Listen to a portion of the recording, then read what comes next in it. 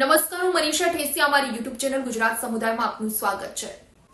દર વર્ષે 11 જાન્યુઆરીથી લઈ 17 જાન્યુઆરી સુધી અકસ્માત પ્રત્યે લોકોમાં જાગૃતિ આવે તે હેતુથી રાષ્ટ્રીય માર્ગ સલામતી સપ્તાહની ઉજવણી કરવામાં આવે છે અને જેમાં જે આંકડાઓ સામે આવતા હોય છે અકસ્માતને લઈ તે ખૂબ ચોંકાવનારા છે, કારણ કે ગુજરાતમાં વર્ષ 2019 થી લઈ વર્ષ 2023 સુધી 77,000 જેટલી અકસ્માતની ઘટના ઘટી છે અને એમાં 36,000 લોકોએ પોતાના જીવ ગુમાવ્યા છે, જેમાં 54% લોકો એવા છે કે જેની ઉંમર 35 વર્ષ કરતા ઓછી હતી।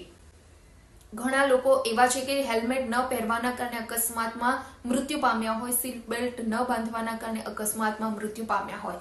એટલે જે આંકડાઓ છે તે ચૂકાવનારા એટલા માટે છે કે 2020 બાદ પણ 28% જેટલો વધારો અકસ્માતની ઘટનામાં થયો છે અને આ તમામ અકસ્માત છે એ સ્ટેટ હાઈવે પર કે પછી નેશનલ હાઈવે પર નહીં, પરંતુ જે નાના રોડ છે, જે ગામડાથી શહેરને જોડતા રોડ છે, આવા નાના રોડ રસ્તાઓ પર અકસ્માતની ઘટનાઓ શહેરમાં બનતી અકસ્માતની ઘટના કરતા પણ વધારે છે અને તેમાં મૃત્યુઆંક પણ વધારે છે। તો 6,500 જેટલા લોકો હિટ એન્ડ રનની ઘટનામાં મૃત્યુ પામ્યા છે।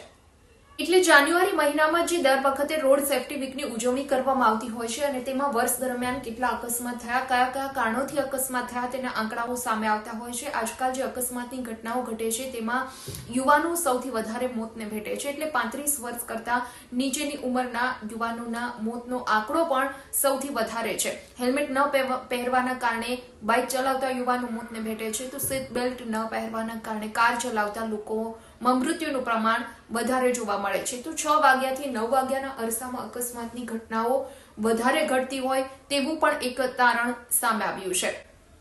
તો ઘણી બધી અકસ્માતની ઘટનાઓ એવી છે કે ડ્રિંક એન્ડ ડ્રાઈવના કારણે હિટ એન્ડ રનની ઘટનાઓ ઘટી હોય અને રોડ પર જે ગરીબ પરિવારો સૂતા હોય, બેઠા હોય કે પોતાનું ગુજરાન ચલાવતા હોય તેઓ અડફેટે આવી જતા હોય છે અને મોતને ભેટતા હોય છે। તો ઘણી બધી ઘટનાઓમાં ડ્રાઈવરો પાસે લાયસન્સ ન હોય અને જેના કારણે અકસ્માતની ઘટનાઓ ઘટતી હોય છે, એટલે લાયસન્સ વગર જે કાર અને બાઇક ચલાવતા યુવાનો છે તેના કારણે અકસ્માત સર્જાતા હોય છે અને અન્ય લોકોને અડફેટમાં લેવાતા એ લોકો મોતને ભેટતા હોય છે। એટલે રોડ સેફટી વીકની જે ઉજવણી કરવામાં આવે તેમાં અમુક જે આંકડાઓ સામે આવતા હોય છે આ આંકડાઓ દર વર્ષે ચોંકાવનારા સામે આવે છે, એટલે કે દર વર્ષે આ અકસ્માતની ઘટનામાં દિવસે ને દિવસે વધારો થતો જોવા મળે છે।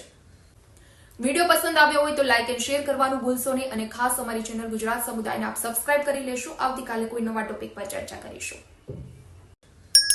વિડીયો પસંદ આવ્યો હોય તો લાઇક એન્ડ શેર કરવાનું ભૂલશો નહીં અને ખાસ અમારી ચેનલ ગુજરાત સમુદાયને આપ સબસ્ક્રાઇબ કરી લેશો। આવતીકાલે કોઈ નવા ટોપિક પર ચર્ચા કરીશું।